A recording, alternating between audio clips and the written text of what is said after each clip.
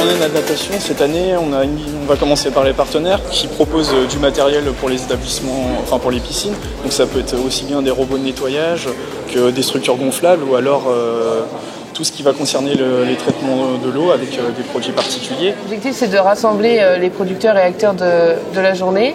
Au sein d'une même journée, comme ça, ils peuvent se rencontrer entre eux, partager des nouvelles activités, des nouvelles actions pédagogiques qui sont mises en place et nous aussi nous faire connaître pour le futur. La journée nantaise de la natation, elle a été créée il y a 4 ans, aujourd'hui c'est la 4e édition.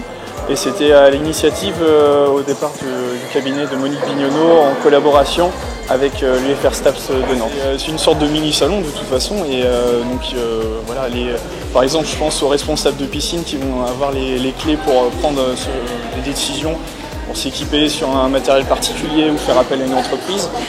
Ils vont directement aller les voir, prendre contact et comme ça ils auront déjà un premier aperçu de ce qui peut être fait.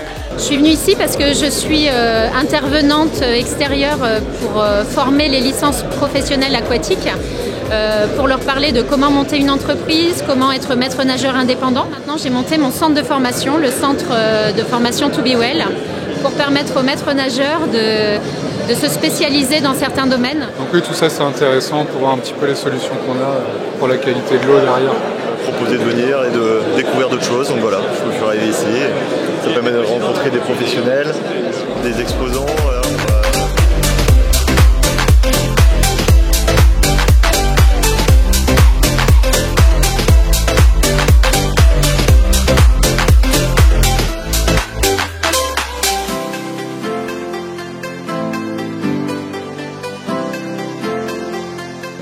Marinière, que faisons-nous? On fait que du robot.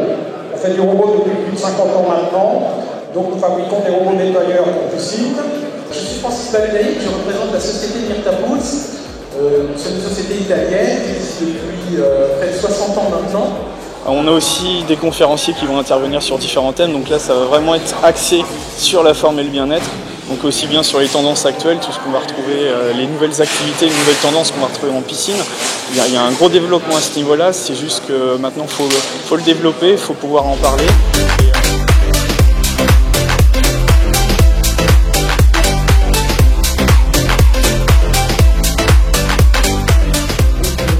Qui nous semblait pertinent dans le message qu'on pouvait apporter, je ne vais pas dire nouveau, mais en tout cas dans ceux qui nous tenaient à cœur à l'UFR STAPS. Bon, le sport globalement, et là on le voit bien à travers la labellisation, qui n'est valable que pour des associations ou des clubs. On a déjà mis en place des formations, je savais au mois de septembre il y avait déjà des formations programmées, donc on les a suivies, on les a fait plein de choses derrière. Donc on a un format de base. Globalement, je pense que les pathologies, il faut les regarder surtout en termes de niveau de déconditionnement. Et on va remarquer qu'en fonction des pathologies, le niveau de déconditionnement peut être très sévère ou plutôt faible.